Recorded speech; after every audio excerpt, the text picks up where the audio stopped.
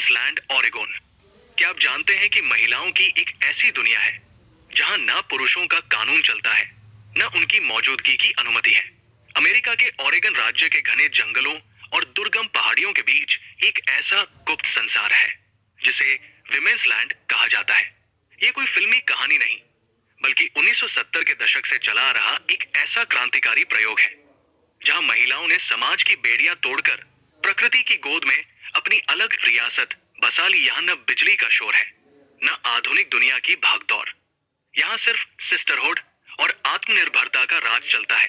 इन बस्तियों में रहने वाली महिलाएं अपनी सुरक्षा से लेकर घर बनाने तक का हर काम खुद करती है। ये विमेन्स लैंड आंदोलन नारीवादी अलगाववाद, फेमिनिस्ट सेपरेटिज्म की ऐसी मिसाल है जहां महिलाओं ने पितृसत्तात्मक समाज को पूरी तरह ठुकरा दिया। 1970 और 80 के दशक में जब दुनिया बदल रही थी, तब सैकड़ों महिलाओं ने ओरेगन की सस्ती और एकांत जमीन को अपना ठिकाना बना लिया। वर्जित है पुरुषों की एंट्री, जो काम पुरुषों के हिस्से के माने जाते हैं। यहाँ महिलाएं वे सब काम खुद करती है, लकड़ी काटना, हल चलाना आदि। यहाँ की जीवन शैली ने दुनिया को दिखा दिया कि महिलाएं न केवल पुरुषों के बिना जीवित रह सकती है, बल्कि एक पूरी सभ्यता भी अपने दम पर चला सकती है।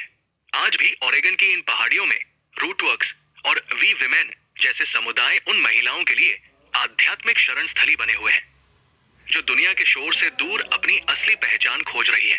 विमेन्स लैंड ओरेगन कैसे बना महिलाओं का अपना देश?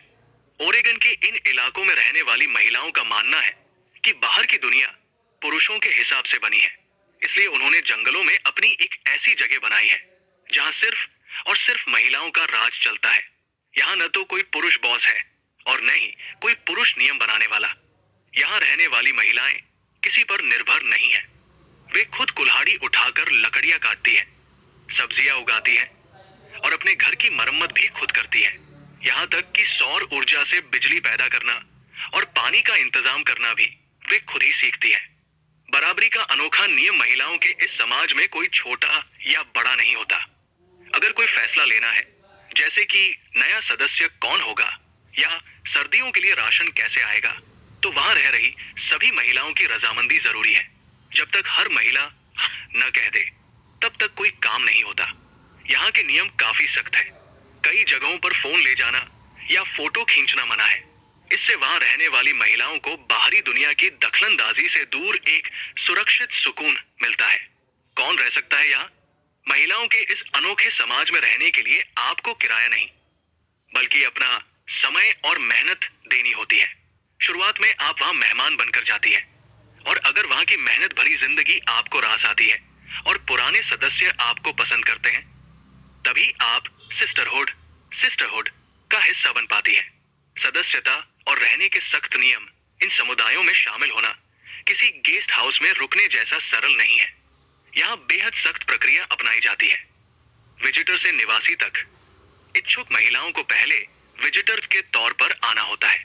अगर वहां रह रही पुरानी सदस्य उनकी विचारधारा से संतुष्ट होती है, तो उन्हें वहां रहने की अनुमति मिलती है। श्रम ही जीवन है। यहाँ ऐशो आराम की गुंजाइश नहीं है। हर सदस्य को शारीरिक श्रम करना पड़ता है, चाहे वो सर्दी के लिए लकड़ियां जुटाना हो या फसल की देखभाल। Digital detox. कई बस्तियों में बाहरी दुनिया से संपर्क न्यूनतम है। कैमरा और सोशल मीडिया वर्जित है। इससे समुदाय की गोपनीयता बनी रहती है। नोमेन पॉलिसी यहाँ का सर्वोच्च कानून है।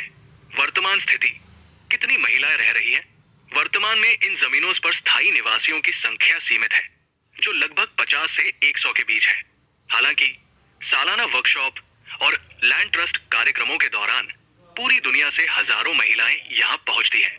कई बुजुर्ग महिलाएं आज भी इन जमीनों की रक्षक बनी हुई हैं, जबकि नई पीढ़ी की लड़कियां अब पर्यावरण संरक्षण, इकोफेमिनिज्म के उद्देश्य से यहाँ जुड़ रही है। आर्थिक तंगी और बुनियादी सुविधाओं के अभाव के कारण कई बस्तियां बंद हो गई, लेकिन जो बची है वे लिविंग म्यूजियम की तरह है। ये जगह उन महिलाओं के लिए प्रेरणा है जो वैकल्पिक और न्यायपूर्ण समाज का सपना देखती है।